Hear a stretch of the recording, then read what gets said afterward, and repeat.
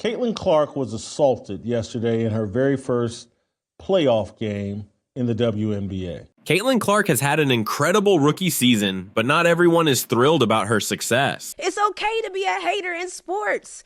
Like, hating in sports is a part of the game. Like, I like when our fans are so engaged and so passionate that they just don't like the other team. But being racist, sexist, and violent with your words, come on now, what are we doing? Kennedy Carter recently expressed her frustration after Clark was named First Team All-WNBA and Rookie of the Year. However, what's truly remarkable is how Clark has handled the negativity directed at her. Instead of letting it get to her, she's responded with grace and strength, showing that her character shines just as brightly as her stats. Caitlin Clark was assaulted yesterday in her very first playoff game in the WNBA. Did you hear about Caitlin Clark's tough start in her playoff debut? Things took a turn for the worse when Dijonai Carrington accidentally poked her in the eye. But damn it, in the first 2 minutes of this game, this Dijonai Carrington stabbed Caitlin Clark with her fingernails right in the eye. Now, everyone is anxious to see if Clark can bounce back for the next game or if her season might be cut short before it really began. We've seen the animus directed at Caitlin Clark all year. It reached a boiling point yesterday. This was supposed to be a big moment for Clark as she stepped onto the playoff stage for the first time. However, everything changed in an instant. Caitlin Clark played a terrible game, shot 4 of 17 from the field. The Indiana Fever got curb stomped by the Connecticut Sun. I get it. She had a bad game. Connecticut Sun looked good. They looked experienced. They brought a level of intensity and physicality that the Fever weren't ready for. The hit from Carrington not only left Clark with a swollen eye, but also sent shockwaves through the basketball community. There was no foul call. There was no real discussion of it on the ESPN broadcast. ESPN wrote a story after the game that did not mention that the biggest star in the history of the WNBA, the first woman to ever be the biggest star in American sports, was assaulted 2 minutes into the game on a dirty play with one of these women with these long fake fingernails that stabbed her in the eye. You might think a little injury isn't a big deal, but it really affected her performance. Do you think that had any impact on the game? Do you think that your meal ticket should be stabbed in the eye intentionally on the court 2 minutes into the game, and there's no problem here? Clark's scoring plummeted from an average of 20 points per game to just 11. It's hard to believe how one incident could disrupt her impressive rookie season. It's not worthy of discussion. I read this ESPN story.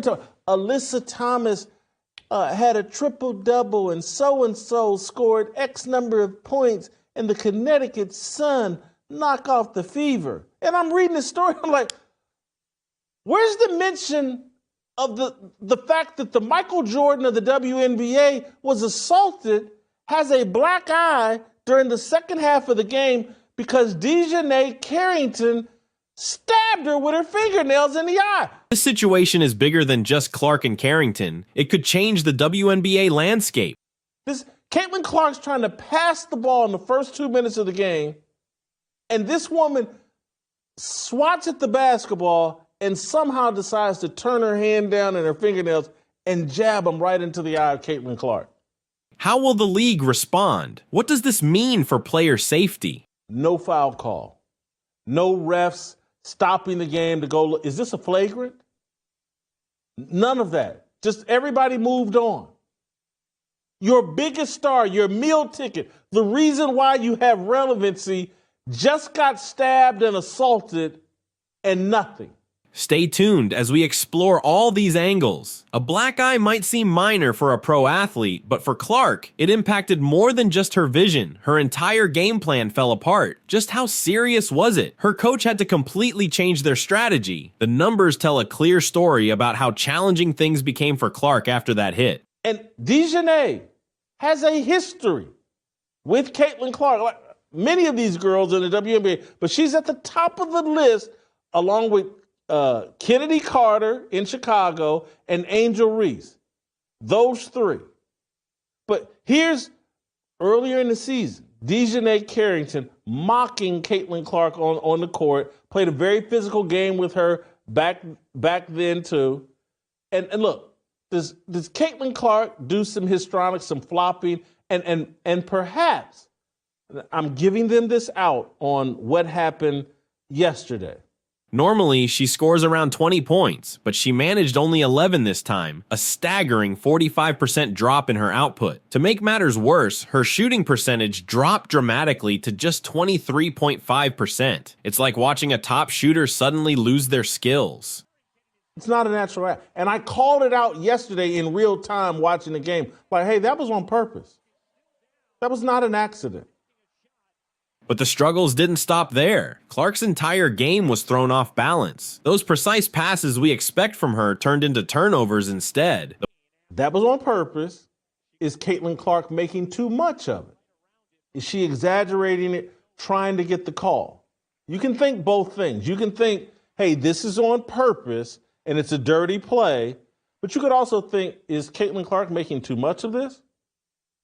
And then later in the game, when they mentioned, like, hey, you can see the black eye on Caitlin Clark's face, I was like, oh, yeah, that was it. It was intentional, and it did real damage. The plays that usually came naturally became forced attempts as she tried to push through despite her impaired vision. You might be thinking, can't she just power through it? But playing basketball at this level is about more than just being tough. Hey, man, your meal ticket is under constant attack. There's been dirty plays all season. And again, I've admitted, some of them have been exaggerated. It's just typical rough play with girls. But there are some that it's just been dirty. And Dijonai is one of these people that has a real problem with Caitlin Clark. It requires quick thinking and sharp instincts. With one eye injured, Clark's ability to judge distances was off. It's like trying to thread a needle with one eye closed. That's the kind of challenge she faced on every play. Clark's injury sent shockwaves through the entire Indiana Fever team. Coach Christy Sides found herself in a tough spot. The game plan they had carefully prepared over the last few days suddenly became useless, forcing them to adapt quickly since their star player was now performing at only half her usual capacity. Can you imagine how this affected Clark and her teammates emotionally? This was supposed to be her big playoff moment, a chance to shine and show off her skills. Instead, she was just trying to keep pace. You could see the frustration on her face every time a shot missed or a pass went astray. What's really fascinating is that this situation didn't just reveal Clark's physical challenges, it also highlighted her mental toughness. Even with one eye nearly shut, she kept fighting. She didn't back down or leave the game. That kind of determination is what sets apart the great players from the rest. Clark has certainly demonstrated that she has the heart of a champion, but that black eye is making the WNBA look pretty rough around the edges. The league really needs to figure out how to keep its star players safe without sacrificing the intensity of the game. What's going on here? It feels more chaotic than competitive. Remember when we thought making a three-pointer was the hardest part of basketball? The WNBA is facing a much bigger challenge now. They need to find a way to protect players like Clark while still delivering the exciting gameplay that fans love. It's like trying to defend without committing fouls. Sounds simple, but it's actually quite difficult. If the league continues down this path of physical play, they risk alienating new fans who might not be used to the WNBA's style, especially since expectations differ between men's and women's sports. So, what will happen with Carrington? There's talk of fines, suspensions, or maybe even both. We've seen similar situations before, like when Brittany Griner faced suspension for an on-court altercation. The WNBA acted quickly then, but here's the thing. Every choice has consequences. If they crack down too hard on physical play, could we end up with a watered-down version of the game we love? Just look at how things are right now. This isn't about coddling anyone, it's really about aggression and safety. You might think the referees could just call the game more strictly. Sure, but that would lead to a whole new set of problems. Imagine a game where every little touch results in a whistle. It would turn into a free throw contest instead of basketball. On the flip side, if they let too much go, we could see more incidents like what happened to Clark. It's a tricky balancing act, and the league is under pressure. This situation isn't just about one game or one player, it's a pivotal moment for the WNBA. With stars like Clark drawing in new fans and attention, there's also significant pressure to keep them healthy and on the court. What's really fascinating is that how the WNBA handles this situation. Let's take a closer look at what made Caitlin Clark's rookie season so incredible. Can you believe she's been averaging 24 points and 8.5 assists per game since August? That's not just impressive, it's superstar territory. Plus, she didn't just snag the Rookie of the Year award, she won it unanimously and made first team All-WNBA as a rookie, which is practically unheard of. Here's where things get really exciting. Caitlin Clark didn't just rack up impressive stats. She transformed the Indiana Fever from a struggling team into playoff contenders. You might be curious about how one rookie could make such a significant difference. Well, that's what we're going to explore. And believe me, this story is just beginning, as not everyone is happy with Clark's rise to fame. In fact, one player's reaction could really surprise you. You might assume that Caitlin Clark's toughest critics would be her teammates, but that's not the case. Surprisingly, the most pointed criticism came from someone who has never even played alongside her. And guess what? This criticism ended up backfiring in a truly remarkable way. Chennedy Carter, the player who took a shot at Caitlin Clark's achievements, didn't just question her skills. She went straight for the jugular. Carter asked, besides three-point shooting, what else does she bring to the table? Can you believe that? It's like asking what Michael Jordan contributes to basketball beyond his dunks. But here's where it gets really crazy. Carter's remark didn't just miss the mark. It backfired spectacularly. Fans and analysts were quick to respond, labeling her a hater and even questioning her smarts. It was like she took a last-second shot and completely airballed it into the crowd. You might be wondering if Carter had a valid point. Well, Clark quickly silenced those doubts with her performance on the court. Remember that triple-double I mentioned? It came right after Carter made her comments. Clark didn't just prove Carter wrong, she really showed what she's capable of.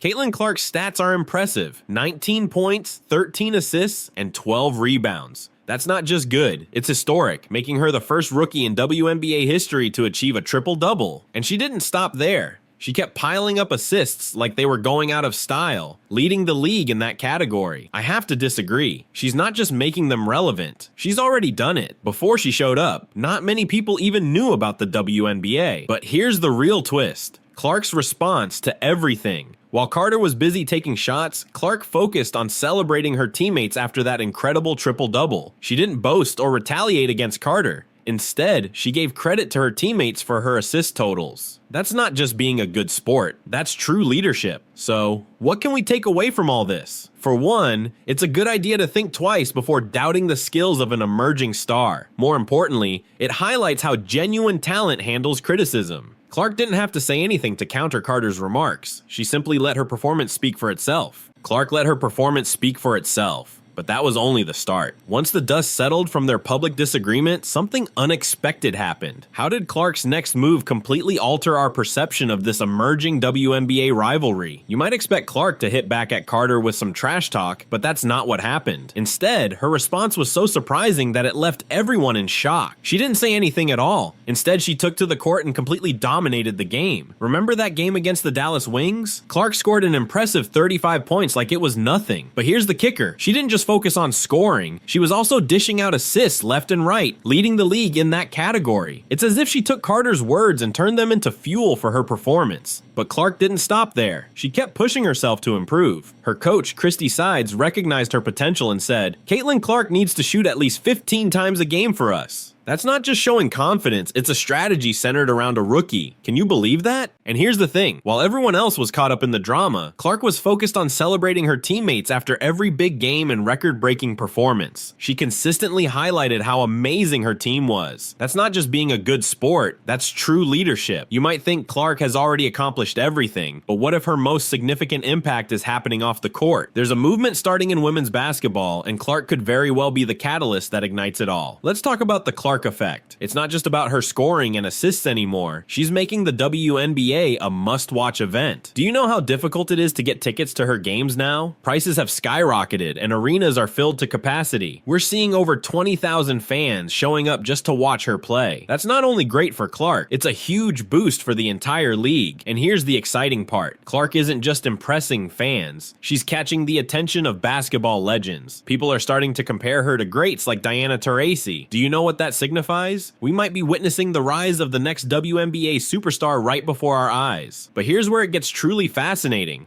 Clark's influence extends far beyond her numbers. She's establishing a new benchmark for how athletes deal with pressure and criticism. Remember the situation with Dijonai Carrington? Clark didn't simply ignore it, she turned it into motivation. That's not just impressive basketball, that's a masterclass in mental toughness. You know what's wild? Clark is pulling all this off as a rookie. Just imagine how incredible she'll be after a few years in the league. She's not just influencing the game, she's transforming the entire culture of women's basketball. Let's take a step back for a moment. The situation between Clark and Carter isn't just about two players. It highlights some significant issues in professional sports. How do you deal with criticism? How do you maintain your focus when everyone is scrutinizing your every move? Clark is demonstrating exactly how to navigate these challenges. What truly distinguishes Clark from the rest? It's not only her talent on the court, it's also how she conducts herself off of it. While others get caught up in drama, Clark stays focused on the game and her teammates. That kind of leadership can transform locker rooms, reshape teams, and yes, even change entire leagues. What's really remarkable about Caitlin Clark's rookie season, it's not just her impressive stats, it's how she deals with pressure. Remember the drama with Dijonai Carrington? Clark stayed calm and didn't let it faze her. Instead, she let her performance on the court speak for itself. Clark's coach describes her as the most competitive player she has ever encountered. That's more than just talent. It's a fierce drive, and it's really paying off. But here's the best part. Clark isn't just transforming the game on the court. She's also teaching everyone how to handle criticism like a true professional. So here's a thought for you. How will you handle your next moment like Dijonai Carter's? Will you let it get under your skin? Or will you turn it into motivation like Clark did? That's the real takeaway here. It's not about the critics. It's all about how you choose to respond to them. This is almost poetic when you think about it. Remember when Caitlin Clark entered the league and there was all that buzz about Diana Taurasi? It was a big deal, right? Scott Van Pelt mentioned on ESPN that he believes Taurasi had it wrong and that Caitlin should be the one called the reality because she's really made her mark in the league. Taurasi received a warm send-off from the Mercury crowd, but her comments about Clark sparked a shift in how people viewed her. It felt like a moment of recognition for Clark's talent. I think that video I made about it might be my most successful one yet. Clark's achievements this season are still sinking in for many. For instance, she set the record for the most points by a point guard in a single season in WNBA history. As a rookie, she had an outstanding season, scoring and assisting better than anyone else ever has. Despite facing tough defenses and a challenging schedule, the Fever started 1-8, and some doubted her, but she proved them wrong. From the Olympic break onward, she was arguably the best player in the league. I see some MVP votes out there, but it seems like people are still holding back on her because of her rookie status. I personally would have voted her second for MVP. A'ja Wilson had a consistent season and led the Aces to victory over the Fever, while others like Napheesa Collier and Breanna Stewart also had great seasons. Clark's impact on the Fever is undeniable. She turned them from a non-playoff team into contenders. The Fever hadn't made the playoffs since 2016, but now they're seen as a team that can make noise in the postseason. As for Clark's records, she set numerous milestones this season. Most points ever for a rookie, most assists, and more. She's been a game changer, elevating her team's performance to new heights. If it weren't for their rough start, she might have been in serious contention for MVP. Looking ahead to the playoffs against the Sun, it's tough to doubt Clark after everything she's accomplished. She keeps proving her critics wrong time and again, making her mark on the league and setting new standards along the way.